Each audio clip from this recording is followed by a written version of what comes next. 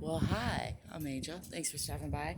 I'm going to try again to give you a quick overview of a quick batch of papercrete that I'm making to take out to the field. It's off grid, so I don't have any power or water out there. So I pre-mix 3 to 6 buckets here at home, and then I take them out there and I'm working on an experimental bottle wall, which if you're interested in learning more about that, do sign up on my website and I will keep you informed. I have some workshops going in the works.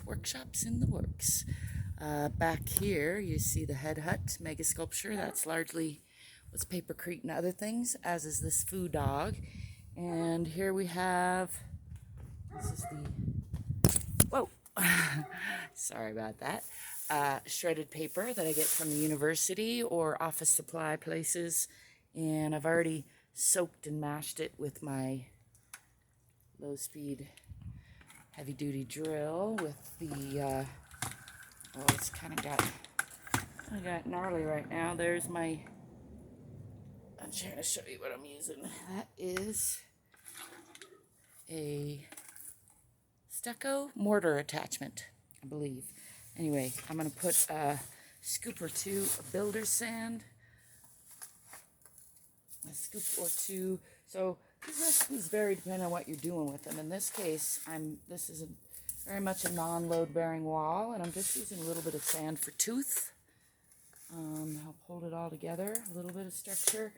It's actually not very necessary, the sand in this particular mix. Does weight it, makes it a little heavier, obviously, which can be a good or a bad thing. And the other thing I'm going to add, I'm going to switch you over here and do this all one-handed because I'm so talented. The other thing I'm going to add is a little bit of Portland cement. I'm trying to get this down here. Portland cement powder.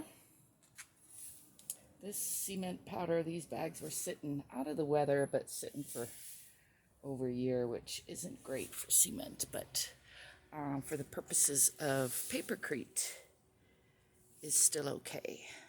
I'm going to put about, I don't know, a couple quarts, half a gallon or so of each of these in these buckets. I've got sand, I've got Portland cement powder, and then the last ingredient I'm using today is hydrated lime powder.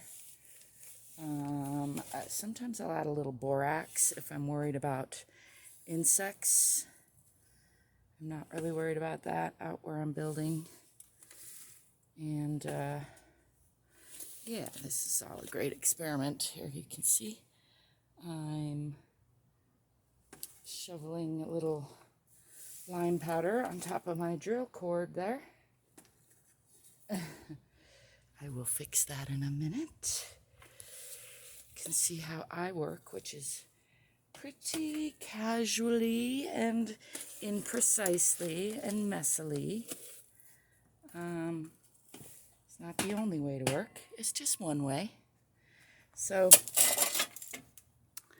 I do apologize for all the movement if that's making you ill.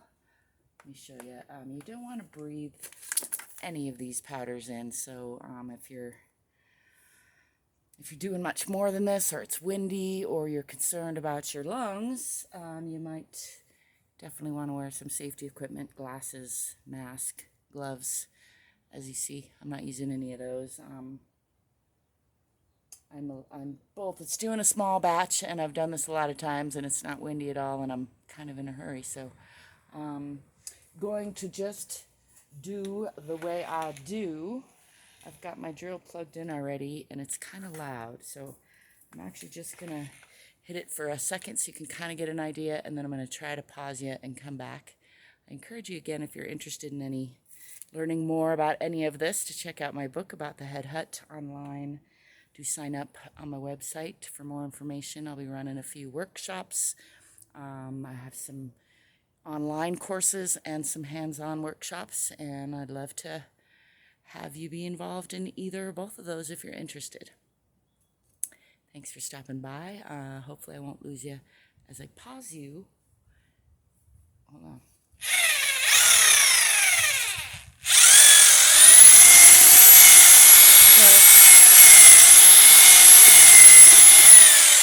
you get an idea. It's kind of loud. If I'm doing big batch, I definitely wear earplugs and safety equipment. I'm just going to pause you and finish these off and then show you what I've come up with before I take it out and schlep some bottles onto a wall. So I just bring you with me for a little bit of the mix-in and show you how these are going to vary quite a bit, but they will all be usable. And yeah, I'm going to set you down here and see what we can see. Kind of trying to just give you an idea how this works and goes. So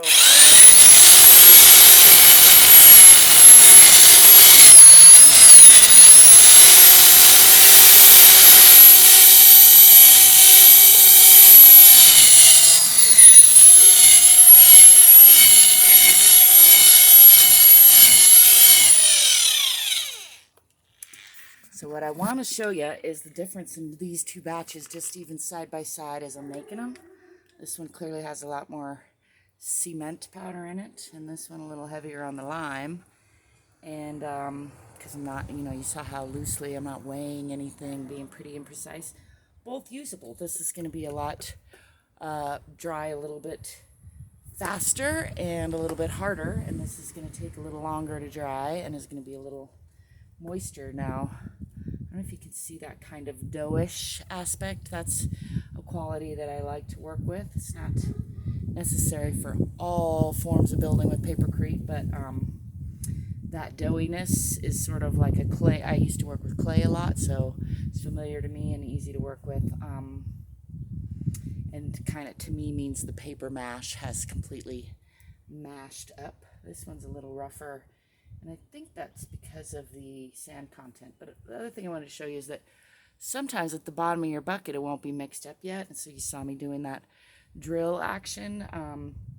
You want to get to the bottom as best as you can, but then also as you're working with your gloved hands, you want to, before you're about halfway through, make sure you get to the bottom and kind of hand mix and make sure you don't end up with a bunch of unmixed paper at the bottom of these buckets for this small batch method.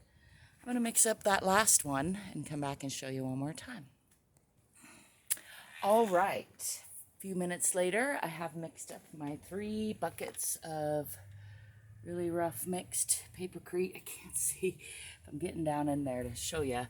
You can hopefully see that kind of doughy quality I was talking about. You can see that they vary. I'm going to wash my hands right after this, but just to show you the difference in consistency.